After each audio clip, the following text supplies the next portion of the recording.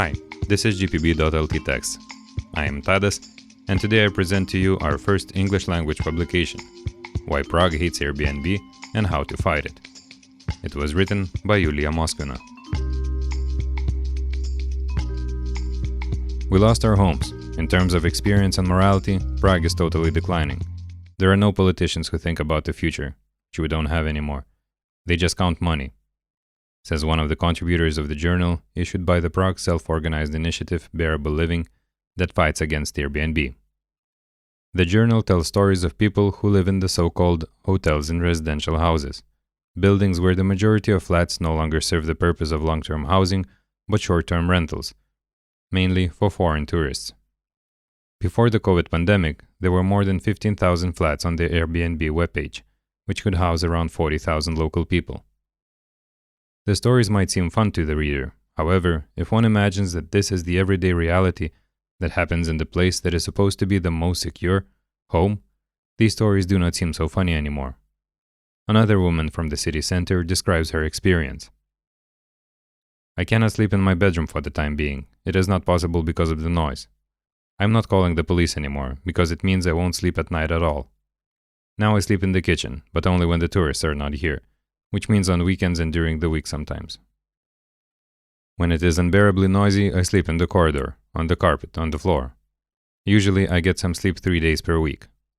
I started to leave my family and go to sleep in another apartment, but that doesn't help much because it is also in the Prague city center. Some British guys were accommodated here a few days ago. Some of them came home around midnight and some around 4 a.m. They could not come inside the house because they were too drunk, so they were shouting and kicking the doors. While I was calling the owner, one of those guys slid it to the terrace from the roof. Apparently, he climbed the ladder to the roof, and if he had made one wrong step, he would have been dead by now. Public urination, vandalism, climbing the roofs, partying on the terraces in penis costumes, throwing things out of the windows, stealing, making fun of the local dwellers, and sleeping in the corridors have become everyday experiences for those living in the Airbnb hotels. As an act of resistance, the locals usually call the police and try to persuade the drunk tourists to behave themselves. However, obviously, it is not enough. To protect their homes, the locals of Prague 1, the Old Town, and other districts affected by Airbnb started a political fight. According to them, Airbnb should be banned and evicted from the city, and flats should serve the function of long-term housing instead of unregulated business. This hatred towards Airbnb is not unique. In many cities around the world, people and municipalities are trying to impose control measures on short-term rentals. However, Airbnb is not only about short-term rentals anymore. It became a symbol of the transformation of housing into a mere commodity. It is an obvious proof of how the capitalist economic logic functions in the city. Housing is for sale, not for fulfilling human needs. Those who can afford it can live. Those who cannot must leave to the outskirts. Cities like Barcelona, Amsterdam, Berlin, Paris, and others have already issued regulations on the platform. In reaction, Airbnb came up with a novel tactic. It started to organize a social movement for deregulation, using the methods of late community activist and political scientist Saul Alinsky. The platform is using a weapon that was invented by left-wing movements and trade unions exactly for the purpose of fighting businesses that act as parasites of human needs. And in contrast with the small initiatives like Bearable Living, Airbnb has money, know-how, best campaigners, media and lobbying specialists, and trained, persuasive staff. Here's a question for all of us. How do we resist the commodification of cities when democratic means of fighting that used to belong to the people are now in the hands of the investors? The new strategy of legitimization used by Airbnb is described in a report of Luke Yates, a sociologist from the University of Manchester. Mainly, it is corporations' ability to influence the democratic institutions by creating and coordinating apparently independent social movements to act on their behalf. Airbnb uses coordinated groups of small unprofessional owners and the public image of small entrepreneurs. The goal is to protect the interests of those about whom the platform really cares, the big investors. The strategy is based on a network of home-sharing clubs. With the platform support, these clubs lobby local politicians for deregulation. The platform supports the clubs by helping with organizational issues and having Airbnb employees personally take part in the owners' protests. Platform employees provide political education in a neoliberal vein, create stories for the media, and draft the policies that the owners lobby for. It is worth noting that there are some home-sharing clubs that refuse to be supported by the platform, but Airbnb employees consider these clubs a failure. The report states that there are 350 to 400 such clubs globally, 40% of them in the United States of America. Each club has up to 9 members. The clubs are much more sophisticated in campaigning than the local citizens. For example, the clubs in San Francisco spent $8 million opposing the attempts of regulations, hired campaigners from the Obama campaign, made 32,000 calls to 6,500 landlords, and persuaded several hundred of them to attend court hearings and protests. Compare it to the capacity of any urban movement in your city. Airbnb's global head of policy and public affairs, Chris Lehan, former political advisor to Bill Clinton and Al Gore, considered this campaign so successful that he wanted to replicate the San Francisco model around the world. What does the organization process look like? Airbnb employs community organizers to look for appropriate owners. They usually own only one property and are, preferably, small entrepreneurs working in the sphere of culture. Ethnically diverse local patriots who ideally lived through a traumatizing experience and whose main source of income is Airbnb are the ones selected for the home-sharing clubs. The motto is local, precarious, and diverse. Yates cites one of the Airbnb employees, Manny from the UK, who explains the logic behind such selection. Quote, "So when you have like local counselors and people out there saying, oh, Airbnb is terrible, you had these hosts who become the face of campaigns and become the face of the mobilization movement, going, no, I'm just Dan from Leith and I just need to make a little bit of income. Or I got laid of my job. Or I have a health problem. And you kind of tease out these people. After initial selection, the first meeting happens. The first one-to-one conversation between a community organizer and an owner takes place in an Airbnb office. Just like in the classical process of organizing, the owner receives a small motivational task, signing a petition or etc. The second meeting usually happens at the owner's home, where he or she feels comfortable. The goal of this meeting is to establish a trustful relationship. The corporate organizer tries to figure out whether the owner's story is compatible with the desired public narrative of Airbnb. Further meetings with other owners that aim to build personal relationships follow. The goal is to fund trustful local leaders who will be able to coordinate the home-sharing clubs in fights for deregulation. The problematic aspect of grassroots corporate lobbying is the absolute absence of transparency. The platform publicly claims that it has nothing to do with the home-sharing clubs. This means that the public and politicians might not know that this is not an expression of the small owner's democratic will, but a corporate strategy with a clear business goal. Meanwhile, Airbnb is a platform that repeatedly refuses to cooperate with the public sector, mainly regarding the provision of data. In some countries like Czech Republic, it violates several regulations, mainly construction and trade law, by using the flats that are supposed to serve as long-term accommodation for its business. Obviously, its activities have nothing to do with democracy. On the contrary, the platform abuses strategies and tactics of social movements for asocial purposes. In the long run, they enforce gentrification, lead to unaffordable housing, deterioration of local communities and neighborhoods, and often to insecurity or even moving away. Yates also claims that other platforms, such as Uber or Lyft, are interested in the strategies of social movements. Thus, we can expect an expansion of corporate creativity and even higher risk for democracy. Moreover, these tendencies lead to the weakening of trust in democratic processes and meaningful political participation. As the current political reality shows, cities, and not states that are closely intertwined with the capitalist economy, are able to fight the much stronger neoliberal forces. They introduce progressive policies for which the states lack courage.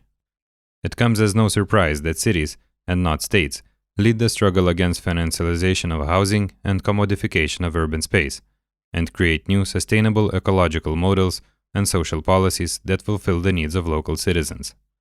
The struggle against Airbnb is not an exception from this logic. The movement of the cities, which is also called new municipalism, is based on the population's awareness of local topics and on close ties between politicians and citizens on the municipality level. Geographical proximity and personal ties between city dwellers also play a role. Municipalist movements like the famous Barcelona and Zagreb base their power and legitimacy on this proximity.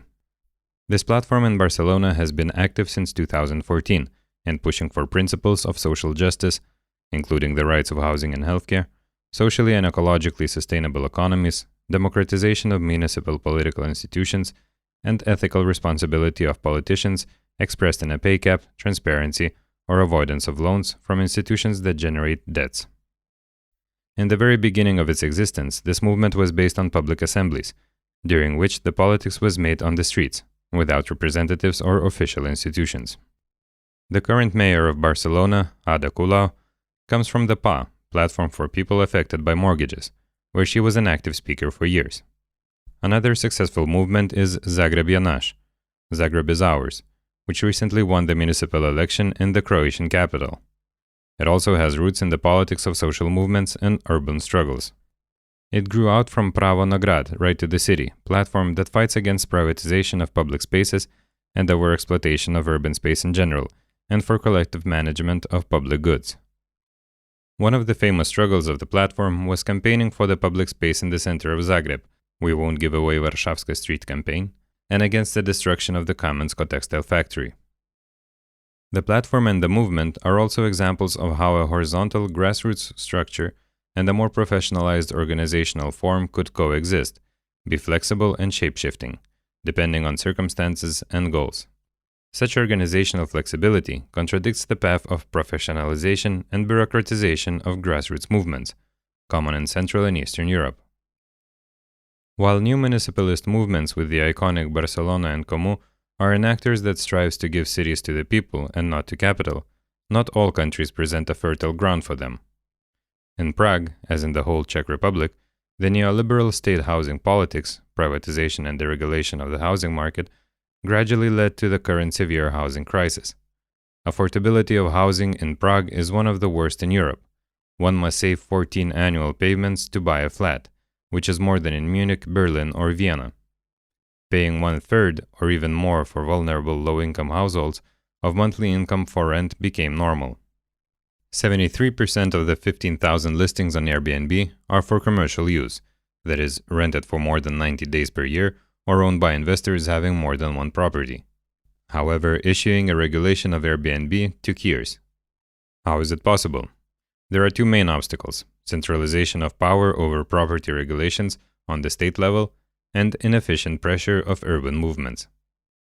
Municipalist movements like Barcelona and Zagreb or Zagreb je naš proved to be strong enough to fight uneven urban developments. However, we must take into account that, in different countries, there are different political cultures that influence institutional, legal, and political possibilities of city governance. Cities cannot do progressive politics when they lack minimal institutional and legal means to do so. This is the case of Prague. While other European cities can issue a regulation of Airbnb, Prague has no legislative power to do so. And while necessary laws were proposed to the parliament, they were never discussed by the state politicians. Not only regulation of the short-term rentals, but the housing question in general cannot be solved on the city level.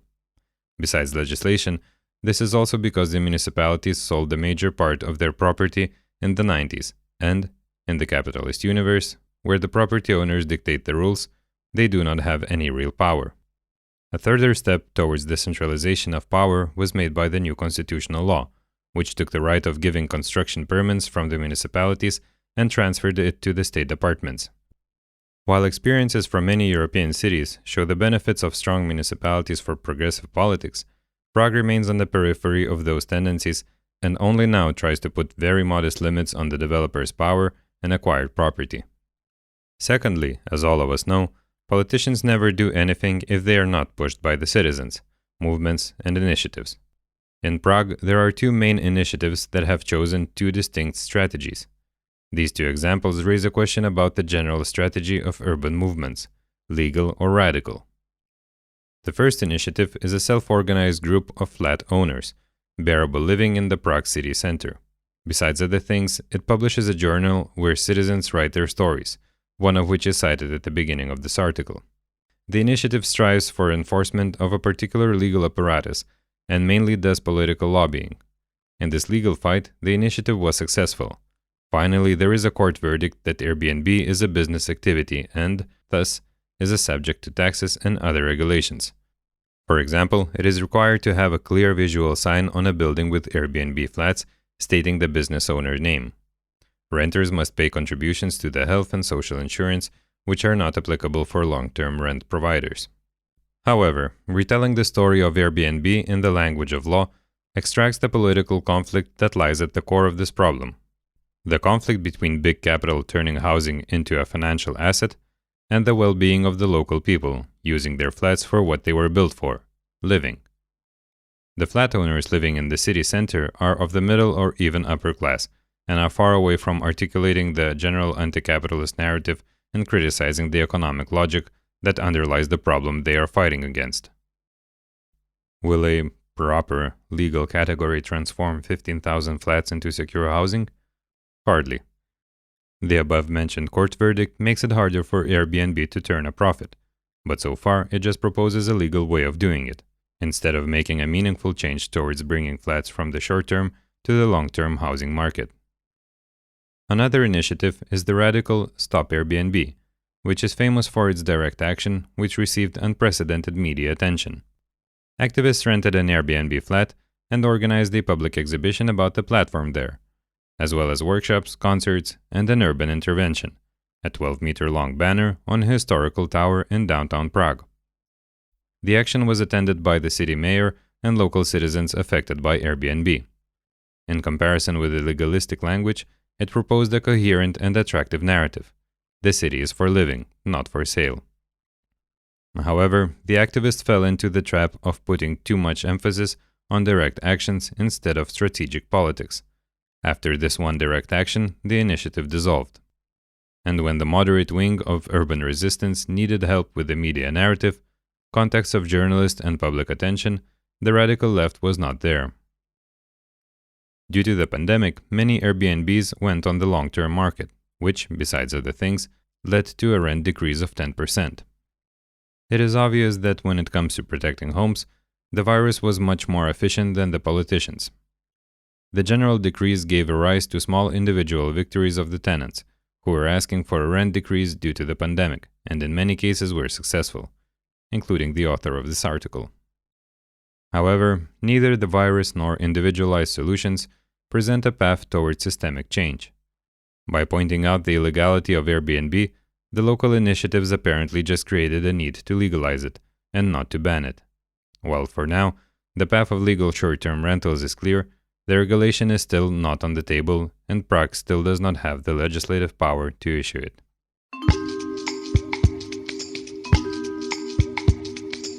You can find more texts on GPB.LT and their recordings everywhere where you found this one. You can support GPB on Patreon, PayPal, and Contribute.